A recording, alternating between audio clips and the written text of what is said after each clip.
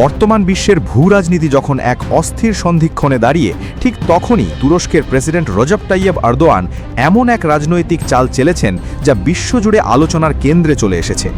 বিশ্বের নজর যখন অন্যদিকে, বর্তমানে ইসরায়েল ও ইরানের মধ্যকার উত্তপ্ত যুদ্ধ পরিস্থিতি বিশ্ববাসীর প্রায় সমস্ত মনোযোগ কেড়ে নিয়েছে।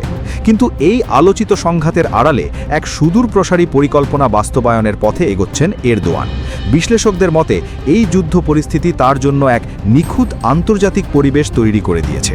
যখন পশ্চিমা বিশ্ব এবং ন্যাটোর দৃষ্টি মধ্যপ্রাচ্যের রণাঙ্গনের দিকে নিবদ্ধ, ঠিক সেই সুযোগে তিনি তুরস্কের অভ্যন্তরে নিজের রাজনৈতিক কর্তৃত্বকে আরও শক্তিশালী করার প্রক্রিয়া ত্বরান্বিত করছেন।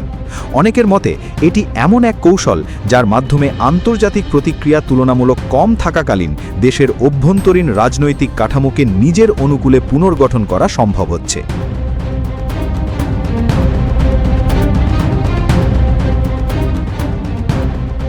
তুরস্কের বর্তমান রাজনৈতিক পরিস্থিতি বিশ্লেষণ করলে দেখা যায়, প্রধান বিরোধী দল রিপাবলিকান পিপলস পার্টির ওপর চাপ উল্লেখযোগ্যভাবে বৃদ্ধি পেয়েছে।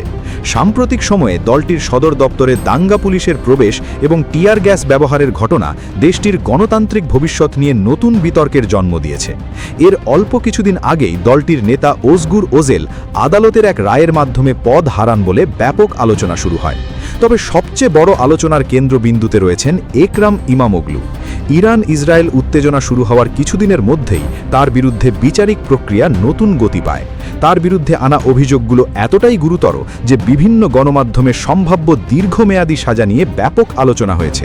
রাজনৈতিক পর্যবেক্ষকদের মতে বৈশ্বিক সংকটের কারণে এই বিষয়টি আন্তর্জাতিক অঙ্গনে প্রত্যাশিত মাত্রার মনোযোগ পায়নি।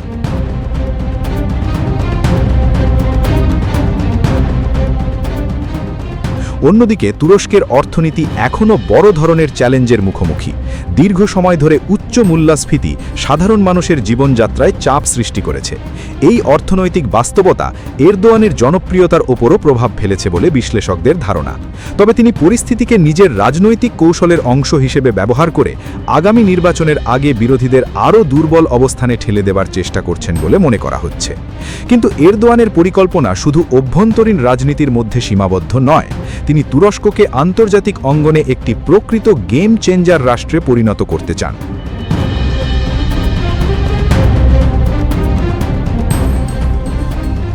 বর্তমানে তুরস্ক বিশ্বের অন্যতম দ্রুত উত্থানশীল প্রতিরক্ষা শিল্পশক্তি।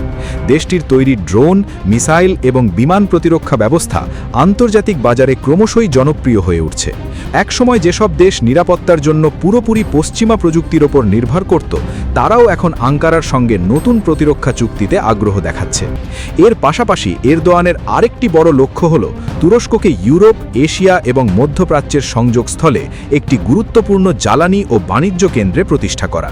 তার দীর্ঘমেয়াদী পরিকল্পনায় তুরস্ক শুধু একটি আঞ্চলিক শক্তি নয়, বরং বৈশ্বিক কূটনীতি, জ্বালানি পরিবহন এবং প্রতিরক্ষা শিল্পের কেন্দ্রীয় খেলোয়াড় হিসেবে আত্মপ্রকাশ করবে।